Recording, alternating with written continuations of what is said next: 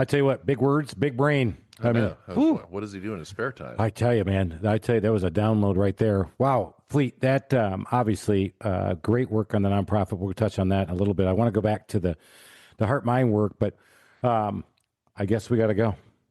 So you started out as a young man. He put it out there. You brought it in, so we got to hit it. All right, man. How long? What'd you do time for? We know you weren't guilty. So what? Yeah, no, I was guilty as hell. But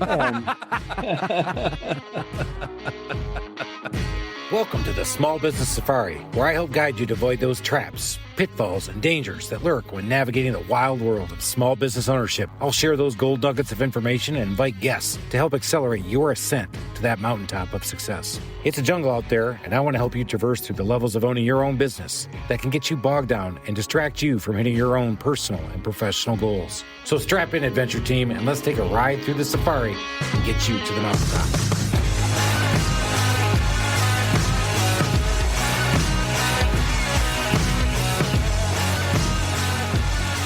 Alan, we're ready to get back at it. You're probably in the truck, guys. You're probably walking around, maybe doing a little walkabout. Hopefully you got good weather while you're listening to this one. Did you say walkabout for our Australian friends? I did. You like how I did that? And the reason I did is because I just got hit up by another Australian who has been listening to the podcast, and he's a tradie in the Australian market. Look at you dropping the lingo. He did, yeah. He's a plumber in Australia, listens to the show, and shout out, appreciate you doing that. Talked with another couple guys over the last 2 weeks who have listened to the show. Had a guest reach out to me and said, "Hey man, thanks again for having me on, because I've had two people in the industry, because he's our guy, Steve Lang, who was my supplier. And so the guy, or the industry that we're in, is home improvement. And I said, so they were guys who listen all the time. He go, as a matter of fact, yes, they do. And I said, they're here in Atlanta? He said, no, they're not. I said, oh, that's cool, man. So broad audience, kind of fun, had a great week. Just kind of getting out there and talking with some people, talking with the guy. That Steve Lang episode was one where I didn't realize how good it was until I re-listened to it. Yeah, it was. A good guy. And then at the end, when you wrapped it up with all the stuff that he's done without any fanfare, he's not doing it for likes or anything. He's just doing really cool things for other people who need help. And it's not part of his business. Yeah, I think that's the part that probably why he got that call, I think. Yeah. And so I just think that's cool. I mean, again, if you're listening, man, tell your friends, tell your family, get it out there, give everybody the word, man. The Small Business Safari, we're dropping dimes, bringing the heat. I just, again, can't say it enough. Enjoy doing this. Love getting together with Alan. Get a chance to expand our mind a little, Alan. Kind of, get into that Zen moment, kind of bring myself back to center, because I'm so good at that. I'm not a really emotional, excitable guy. You see, I'm wearing a pastel shirt just to try to calm you down. I can't do it. Can't do it. We're going to see if this guy can, though. I think all time, one of the best names we've ever had on. Yeah. I mean, if you are rocking a name like Fleet Maull, you are definitely cool. Fleet, welcome to the show, man. It's like a Star Wars. Thank you. Thanks for having me. He was Fleet Maull before Star Wars, man. I know. All right, we gotta ask before we jump into what you do and how you do it. Great. How did you get the first name Fleet? It's actually my grandfather's middle name, and his first name was Myron. So I've always been grateful that I got his middle name and not his first name, because Myron's a bit of an old-fashioned name. I'm not sure I ever would have got used to that. When I was young, Fleet, if you got something unusual about you when you're a kid, is put up your dukes, right? So it took a little while to get used to it, but I like it now, and it's a distinctive name. So yeah, it's great. But it's a family name, and it's not manufactured. I love that. I'll tell you a quick story. You mentioned Star Wars. Part of my backstory is I did time in prison, and I don't know if you guys are aware of that. We'll get into that, but yeah. Well, you got me on that one. That was not in the profile that I read. I've been out for quite a while. But shortly after I was out to the movies, and this was around that. I think it might have been Star Wars, and somebody talked about Darth Maul, first of all, from Star Wars, and then it was also when that controversy was going around the Jon what was the name? Benet murders, a young girl that John got Benet, yeah, John Benet Ramsey. yeah, yeah. Atlanta. And that That was just pretty happened. close. And the friend of his who was getting investigated by the police ended up not being a person of interest in the end, I don't think, but his name was Fleet something. And so these people behind us in line thought they heard somebody call me by name and they thought that's who I was. Oh boy. That's a little uncomfortable. Woo. I tell you what, you dropped I mean, we're gonna hold that. We're not Or we coming could back. just get right into it. No, we're not. We're gonna hold on to the prison thing and we'll come back to it. So let's rewind a little bit. Why don't you tell everybody real quickly what you do and how you help people, and then we're gonna dive back into stories. Yeah, so I have a company, Heart Mind Institute. We do big online summits and courses and coaching programs and in-person events and retreats, all kind of at the intersection of current neuroscience, positive psychology, and what we call ancestral wisdom, contemplative wisdom, all the science of both East and West from the contemplative traditions, mindfulness and meditation, the inner yogic traditions, all that science combined with cutting-edge current neuroscience and positive psychology. And we're helping people deal with their overwhelm and their anxiety, helping them rewire their brains for optimal performance and happiness and well-being, helping them heal trauma. And so it's kind of in that realm. We also do some summits in the psychedelic-assisted psychotherapy space because that has been offering so much promise for vets, especially healing from PTSD.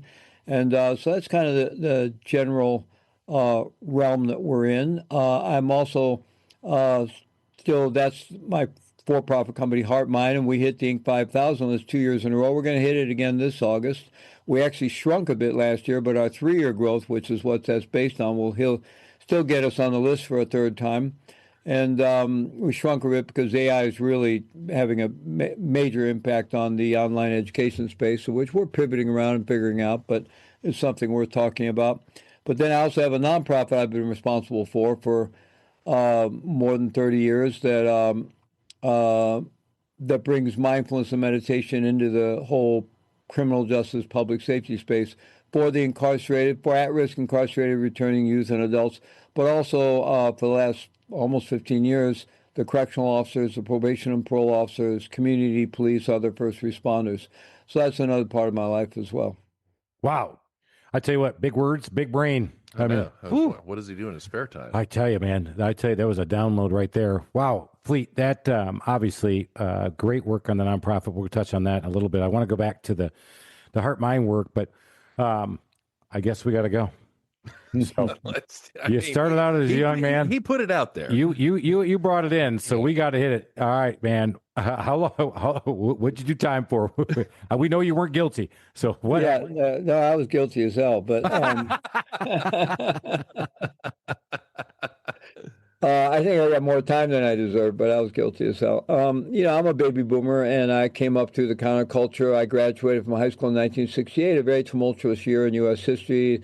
The year of the Kennedy and King assassinations and the Kent State murders, and quite a just incredible amount of cultural and political tumult. And I was an angry young man due to alcoholism in my childhood, not my own alcoholism, but one of my parents. So, I merged into young adulthood with a big hole in my gut, angry, strong propensity towards addictive behaviors, and went headlong into the counterculture of the time, majored in drugs, sex, and rock and roll. And before I could figure all that out, I earned my way into a 14-year federal prison sentence or sabbatical.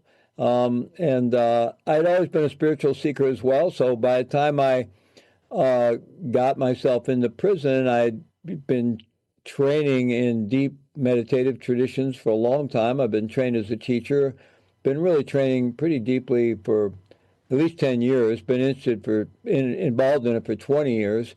I'd also done a 3-year clinical training program as an integration of Buddhist and Western psychology and psychotherapies, so I had that clinical training behind me. So I had a lot of training preparation before I landed in prison.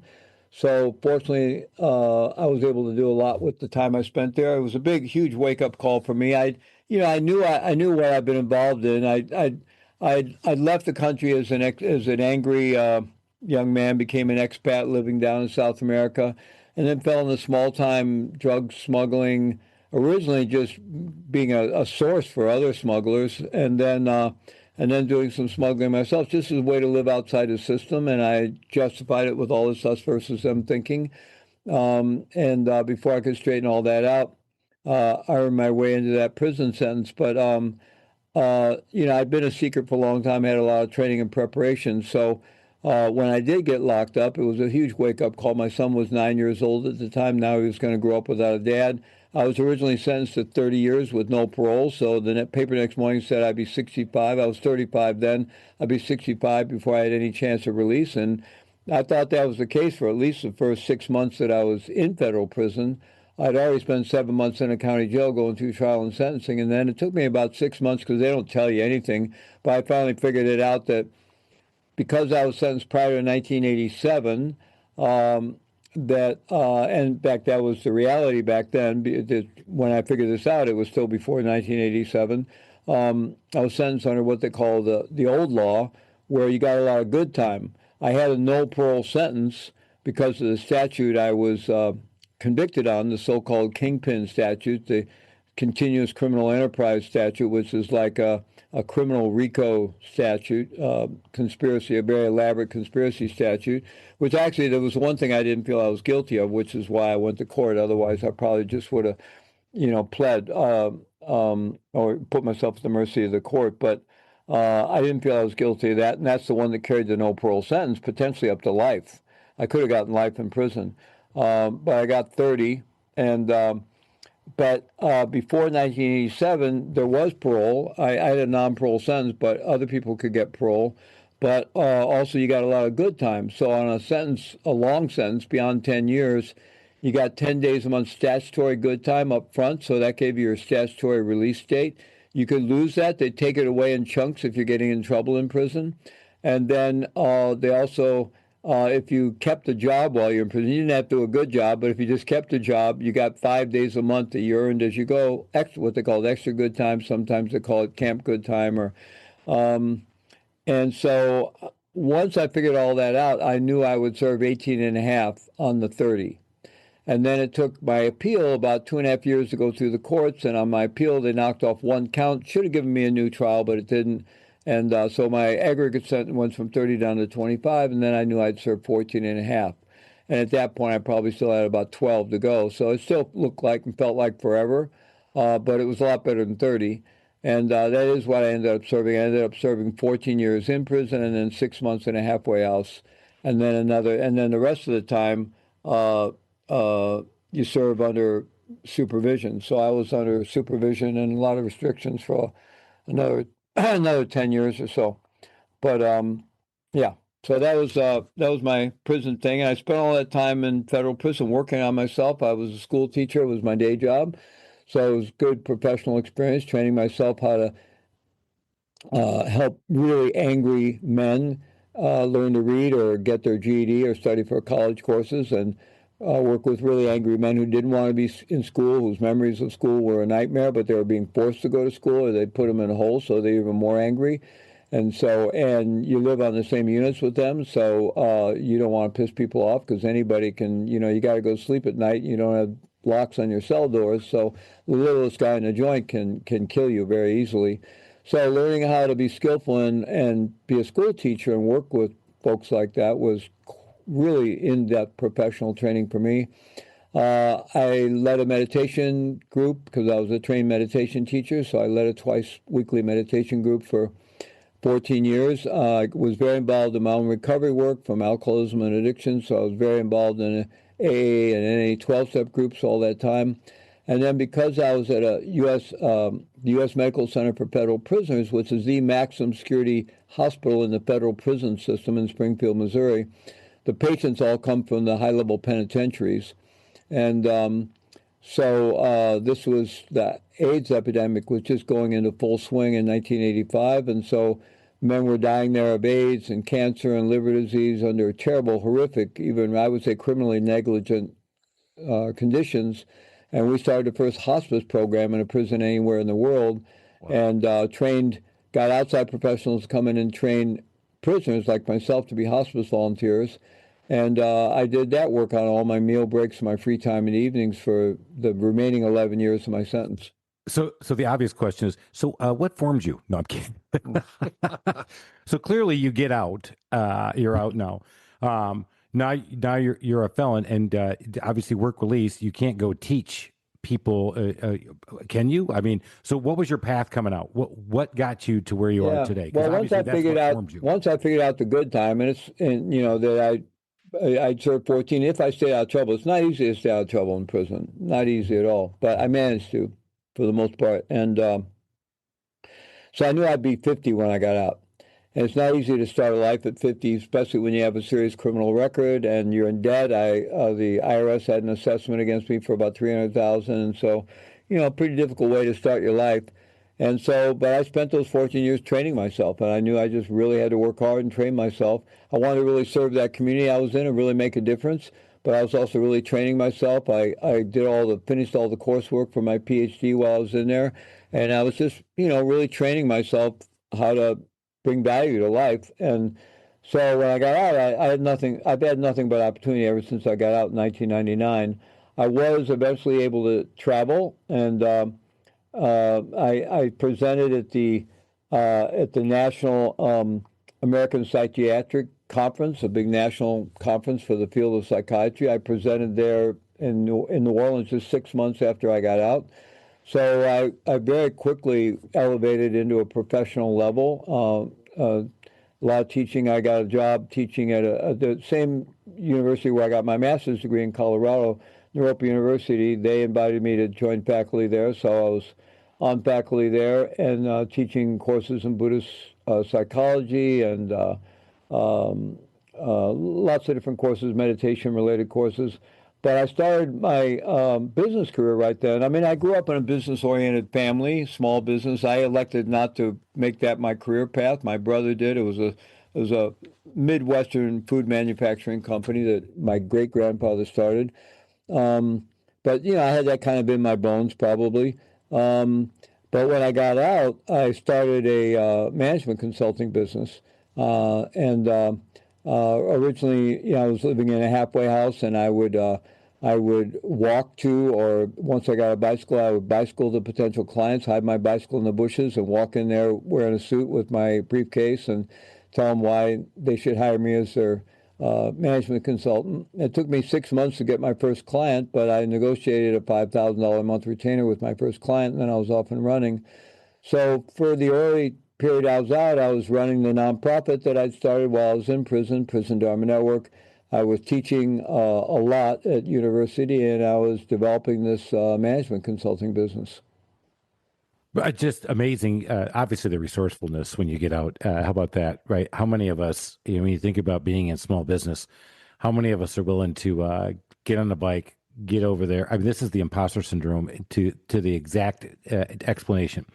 I am riding a bike. I have my suit on. I put my bike in the bushes, and I go in and tell them, I can help you make your business better. And I sit there, you think about small business, but we always say, fake it till you make it. We think about the imposter syndrome that we go through. That is, I think, the best image that will explain what the imposter syndrome probably is. But you had the resourcefulness, you had the background, you had the information there. You just had to have people willing to give you a shot. Yeah, absolutely.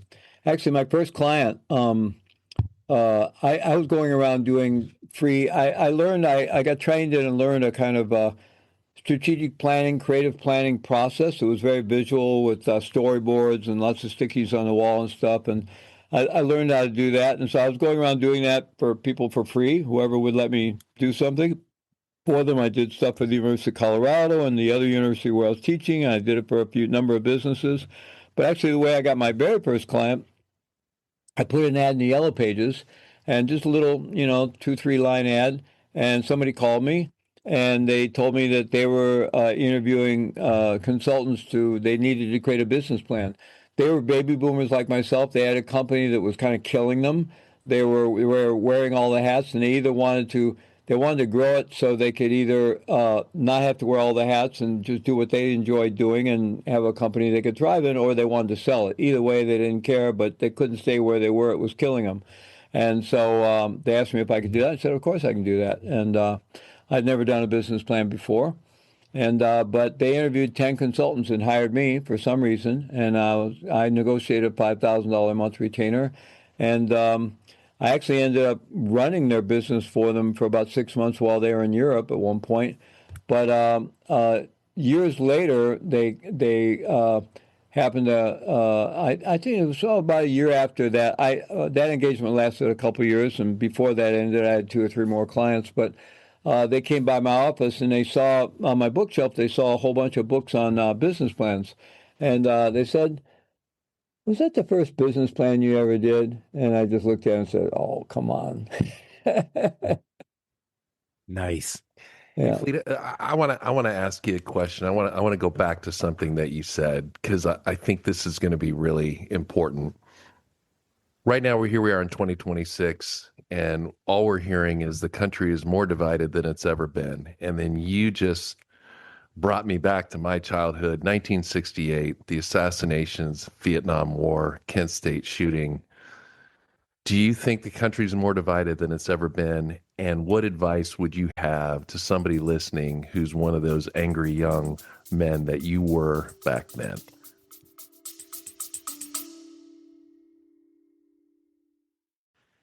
Hiring the right people shouldn't feel overwhelming. At Smart Hire Solutions LLC, they take a smarter, more human approach to hiring.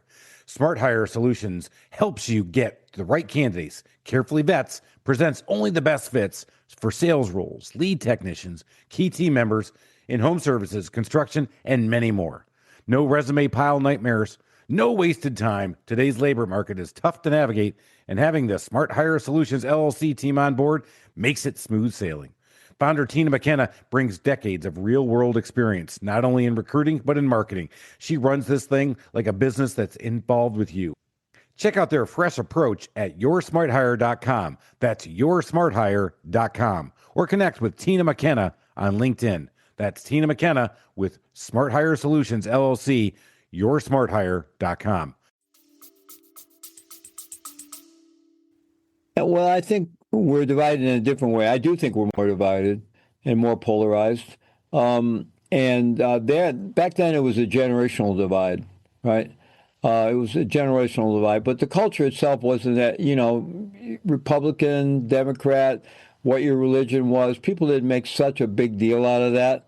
We were still governed from the middle, more or less, right? You always had the extremes on the fringe, right? But in the last decade or so, the middle has disappeared and the extremes have taken over, the extreme left and extreme right, and there's no conversation anymore. It's all extremely polarized, and social media has made its contribution to that. A lot of different factors, but I think our culture and our politics is more divisive and more polarized than it ever has been, to the extreme, much more. Back then, it was a generation that was opting out of the system and angry about the system and feeling like the system was hypocritical, and then the system itself.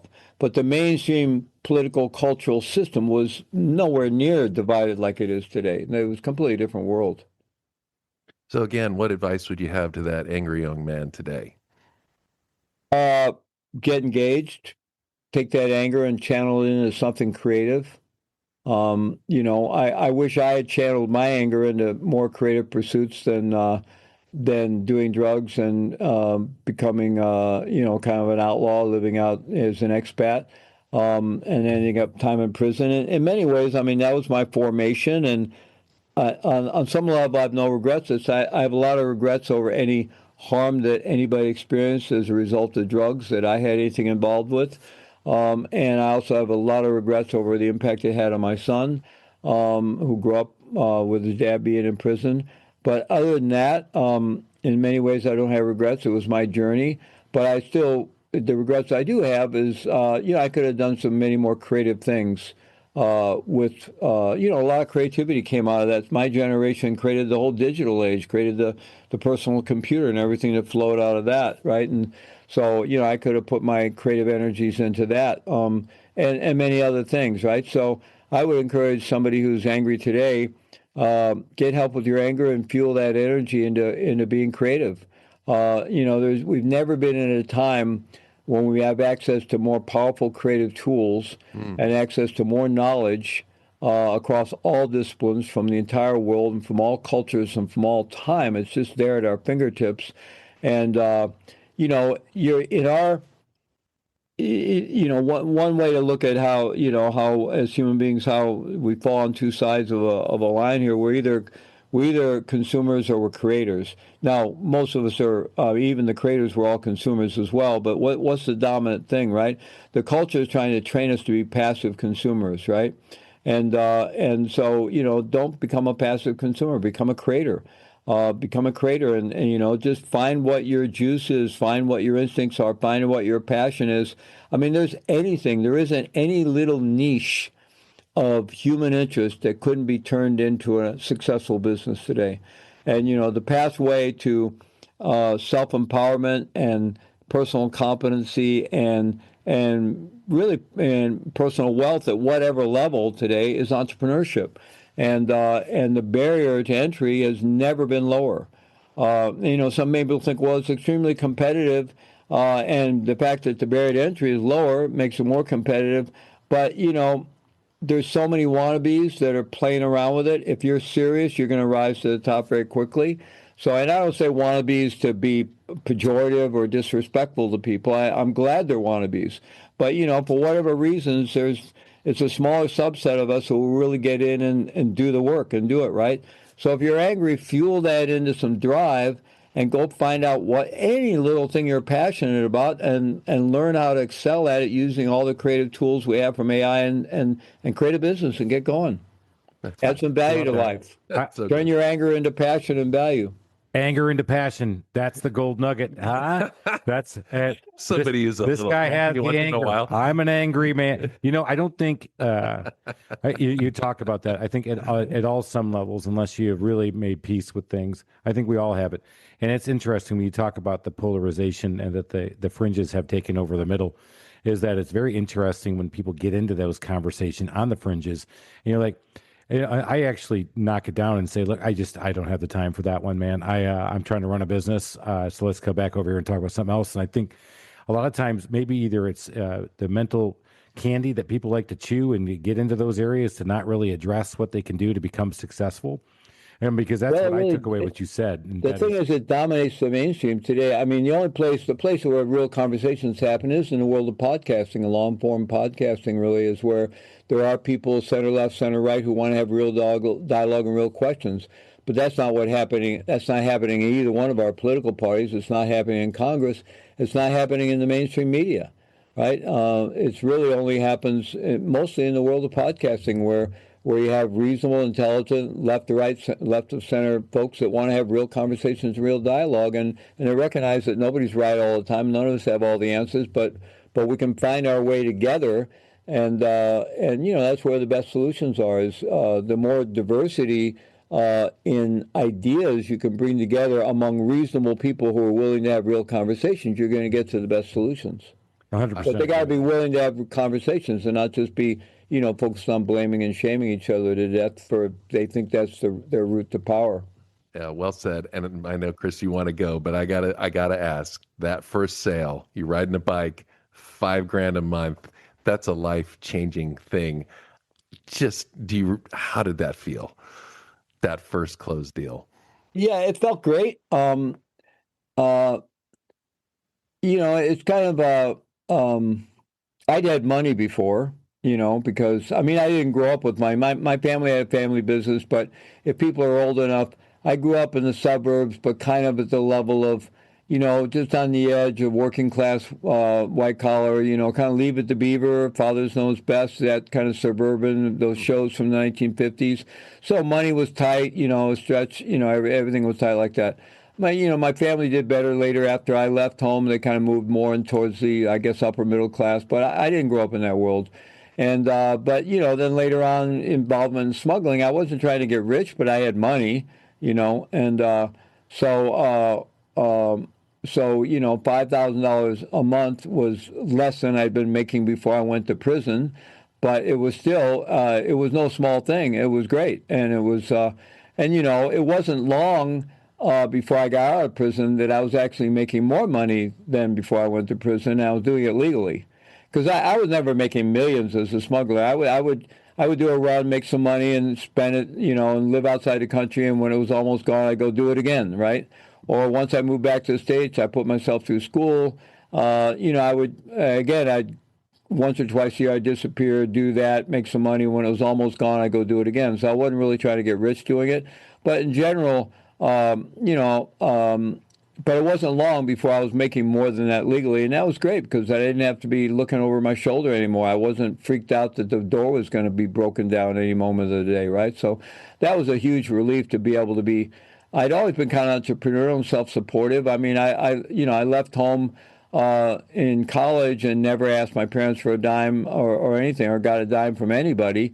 So I've been self-sufficient for a long time, but it was great to be self-sufficient legally and to be able to be relaxed and not worried about somebody breaking down my door. So let's talk a little bit about now what you're doing today. And one of the things we didn't touch on yet, but you help people who kind of get unstuck or rethink or reimagine themselves. Maybe let's share maybe a tool or two that you use with people when you engage with them that people could kind of pick up on this podcast.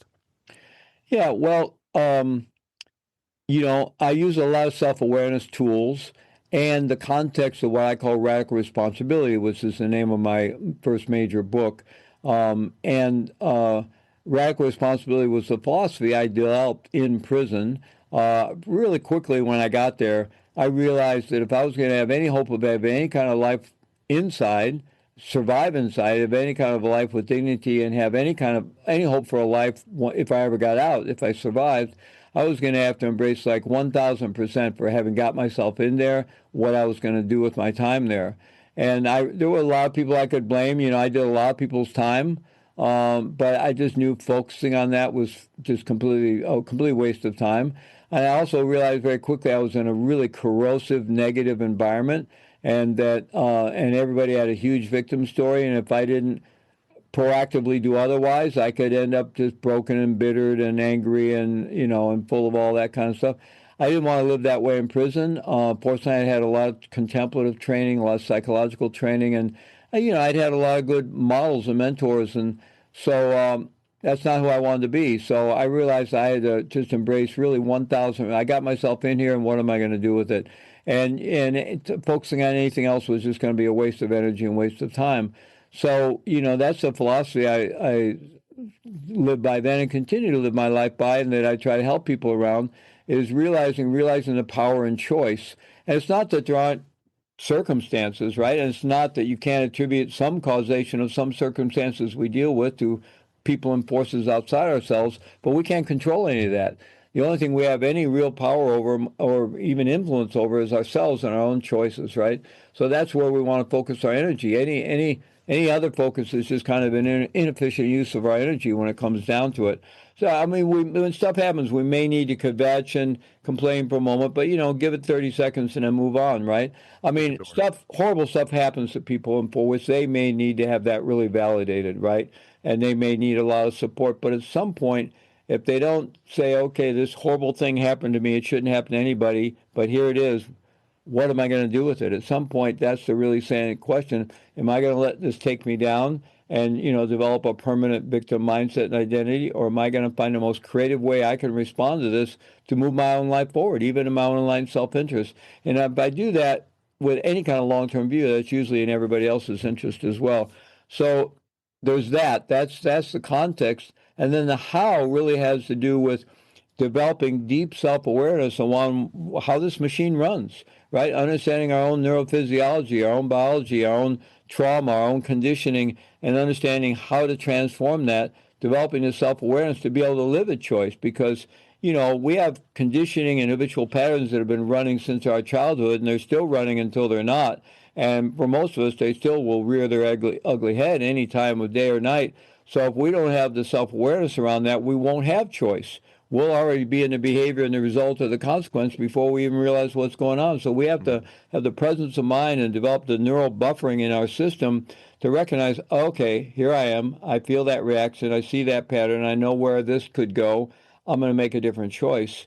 I'm going to make a choice that's really in my own enlightened self-interest and probably in the interest of others. And that takes presence of mind to do that. It takes literally transforming your own neural architecture, your own nervous system. And there's a lot of tools to do that, from the contemplative tradition. So I teach a very deeply embodied, neuroscientifically informed approach to meditation called neurosomatic mindfulness meditation, which helps people. Is that one word? That's one word, or it's a group of words. It helps people completely transform their own neurophysiology and their own neural architecture, literally rewire their brains so they can live consciously, live at choice, and optimize their own health and well-being and optimize their own success. But it's really getting in there and doing that work. So the tools I give people are the self-awareness, embodied self-awareness, mind training tools. And then I also give people experiential practices, experiential opportunities that help them see the value in the philosophy of radical responsibility, see that that's not a burden, but it's actually where all their power is. So it's really the combination of those things. The context and getting people to not just think that some should, but realize, oh my God, that's actually the doorway to freedom. The more radically I can take ownership for my own circumstances day in and day out, the ones I can see I had something to do with, but even the ones I can see I don't see I had anything to do with, I'm going to still take ownership over what I'm going to do with those, the choices I'm going to make, and then I'm going to train myself so I can really make choices instead of having, my childhood running my life. I mean, we all live at this interface between our childhood programming and the world around us. Now, if our childhood programming was completely benevolent and we lived in a bubble of benevolence, then maybe we could be in there somewhat mindlessly, somewhat mechanically, and things might work out okay. But for most of us, our childhoods were a mixed bag at best. And the world around us is certainly not a bubble of benevolence. And for mostly, we're just in there kind of getting shoved around in this intersection between the reactivity between our childhood programming and the world around us. So, but it doesn't have to be that way. We can take ownership for our own nervous system. We can take ownership for our own mind, our own neurophysiology, and we can, despite whatever challenges are going on, we can have the ability to stop, assess what's going on, and make a conscious, creative choice about what is the best way for me to respond to this rather than living a life of habitual mechanical reactivity, which is where we all live until we don't. And most of us are walking around thinking we're adults, free-thinking adults, making free-thinking adult decisions all day long. Be nice if it were true, but it's really not. Stimulus A1 comes in, we respond with response or reaction B2 every time. We're very highly programmed, very habitual, very reactive, until we're not. So becoming conscious is really the human game. That's the game of human evolution, is becoming conscious. So without giving away how the sausage is made, can you give an example of one or two of the tools that you help people rewire their brains this way? Yeah. So really the way I approach mind training and meditative training and so forth is all about feeling the body. We've all been enculturated not to feel, right? You feel the slightest discomfort, take a pill, get some clothing, do something, eat some food, shift your attention, watch Chris and Alan on their podcast, anything, but don't feel, right? Just don't feel. And so we've all been enculturated that way, and to much our own detriment. We tend to live up here in our heads. We're very visually, auditorially oriented. We're very cognitive naturally. And so we lead these very disembodied lives. So it's about training ourselves to come back in the body and feel the body, because the body has all the wisdom we need. The body will teach us how to live our lives. Getting in the body physically, it's literally feeling physical sensation, like feeling the breath, not just feeling the idea of breath, but literally feeling all the micro sensations involved in a contraction and relaxation of the muscles that drive our breathing. Coming back into the body all the way down to our toes that way will retrain it'll reshape our neural architecture. It'll help us move in from intentional self-regulation, which most of us don't even do that. That would be a godsend. For most of us, the world is regulating our nervous system all day long. We have this autonomic nervous system that has two branches that go either rest and digest or up into stress and activation, fight or flight. And they're all happening all the time. And for most of us, that autonomic nervous system is being regulated by everybody but us, by the world around us. So you can learn breath work and different tools to regulate your own nervous system quite easily. But then if you really do the deep work, really get grounded deep in your body, it'll create this internal neural biofeedback loop where you'll auto-regulate, where you'll just naturally be in balance. You'll be naturally spacious. Your mind won't be cluttered. You'll be making good choices because you're in flow with life. But just to give you a really simple tool, there's a simple tools out there. You can easily find it. Just put it into your search engine, straw breathing. So straw breathing You breathe in through the nose with the mouth closed, and you breathe out through pursed lips like you're blowing through a straw. You could actually use a straw if you want, but you can use it with pursed lips. Whoops. And, Switch breathing. and you breathe in a 4 count. So let's just do this together real quick, okay? Let's go. All right. So you're breathing in through the nose, out through pursed lips, and let's give an exhale together, and then we'll start breathing in. I'm going to count. In, 2, 3, 4. Out, 2, 3, 4, 5, 6, 7, 8. In, 2, 3, 4. Out, 2, 3, 4, 5, 6, 7, 8.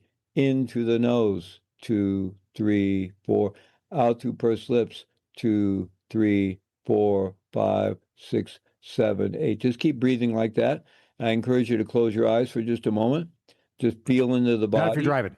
Not if you're driving. If you're driving right now. Driving, but otherwise, close your eyes for a moment. Feel into the body. And as you're doing the straw breathing, notice if you notice any physiological changes. Almost certainly within a minute or two, you'll notice yourself chilling out. You'll just notice yourself calming, slowing down, and chilling out.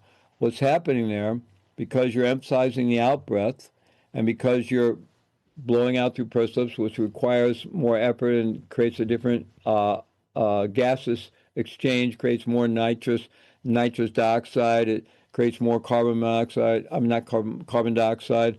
So anyway, it's a combination of effects that move your nervous system into the rest and digest response, your relaxation response, the parasympathetic response. So that's a simple tool, straw breathing, that no matter how upregulated, stressed out, or angry you are, you stop and do straw breathing, you just... You're right. I tell you what, if you brings you right back down. You guys listen to this, when he said your toes, if you wiggled your toes, you were listening. If you weren't, you weren't. Because I started wiggling my toes. Fleet said, "Hey, what did you feel?" I said, "You know what? For me, I started feeling my fingers actually pulsing with the beat of my heart." So you can get there, guys. We're coming to the end of this. Very easily. There's also box breathing, which they train the military in, and then there's 4-7-8 breathing, which is a variation on straw breathing. You can look these up very easily. These are simple tools that anybody can start to take charge of their own nervous system. And again, the world is divided, into creative and passive consumers. The world is divided into people who manage their own nervous system and people who don't. Amazing. We're coming to the end of this, and I love the straw breathing. That was a great gold nugget for all of us. Go out there. The breathing techniques, I think. I mean, I was kind of getting into it just after 3 of them. Yeah, I was too. Again, if you're driving though, man, keep your eyes open. Right. Now, if you're driving in Atlanta, you can do it with your eyes open. You can train yourself to do it with your eyes open. I used to be a road warrior before the pandemic and driving the airport 2-3 times a week back and forth. A lot of bad weather, white knuckle drives, and I'm doing straw breathing the whole time. I stay relaxed. I get to the airport on time. I don't get triggered into any road rage. I go through security, stay relaxed the whole time, make my flight. I'm doing straw breathing the whole time. Take that note, especially if you're in D.C., you're in L.A., you're in Texas, you're in Atlanta, 8th worst traffic in the nation, as I just found out this morning. And I had to drive in the middle of it for an hour and 15 minutes this morning. I needed to have the straw breathing techniques. Fleet, this has been great info, and I know you've got some great classes and great things that are coming up for entrepreneurs. Can you give everybody a place where we can go find all of that as we start wrapping this guy up? Yeah, so we have a summit called the Entrepreneurial Mastery Summit in the Age of AI. And we have some of the leading business minds and marketers on the planet there. Incredible people. Jack Canfield, who started the whole Chicken Soup for the Soul publishing empire. Dan Sullivan, a strategic coaching. People like Ryan Dice and Roland Frazier.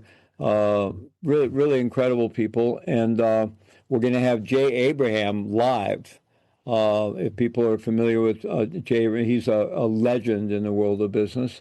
And so that's going to be in July, and then we always do online so it'll be available in various forms going forward. But if people are able to join it in July, that'll be there. And then following that, we'll be launching a 3-month what we're calling Operator to CEO Accelerator training. It's a 3 months intensive training. We're going to help people develop the mindset of the CEO, learn how to use and discover the latest AI tools, really learn to understand marketing, learn to understand scaling, and learn how to start exit planning from the beginning of your business, even if you don't plan to sell it anytime soon, because you're going to build a better business that way. So we're going to teach all the practical tools of how to move out of the overwhelmed operator into a true CEO visionary who can build a company that will actually give you the freedom you got in business to achieve in the first place. So many people, want to leave the corporate world or leave the 40-hour week, punch in the clock job and start a business, and then they find out the business owns them, and they're completely overwhelmed and so forth. And, they got in there for that freedom and they never realized the freedom. Well, you have to learn how to not be a business operator and how to become a true CEO. And so that's what this training is. It's the Operator CEO Accelerator. And so that's going to follow this summit, the Entrepreneur Mastery in the Age of AI Summit. Beautiful. Fleet Maull. And then how can everybody reach out and find you? Heartmind.co. Heartmind.co. How cool is that? Heartmind.co. You knew it was going to be cool. Co. Right. You knew it was going to be They can so also easy. go to fleetmaull.com, and if they're interested in my book, Radical Responsibility, they can go to radicalresponsibilitybook.com. But they can find it all by just starting at heartmind.co. Love it. Heartmind.co, guys. This has been another great mind-expanding episode where you start to really think. And you know what? Sometimes let's just call it like it is, man. You think you're at the bottom. You think you're down. You think you're out. Did you do 14 years in prison? You know what? I hate it when people say, well, it could always be worse. Screw you. It can always be worse. But you know what? It's how you take it. Take that radical responsibility. Make that thing happen for you. Find a way. Get yourself unstuck. Keep moving up that top. We got to keep going up that mountaintop. Let's get to the success. We got to keep rocking. We're going to do this again. We'll do this again next week. Alan, we got to go. Fleet Maull, you rocked it today, baby. And I love it. He's got nothing. Darth Muldo got nothing on Fleet Maull. You got to go check him out. Alan, we got to go. Let's go make some money. Cheers, everybody. Thank you. Thank you for listening to this episode of the Small Business Safari. Remember, your positive attitude will help you achieve that higher altitude you're looking for in the wild world of small business ownership. And until next time, make it a great day.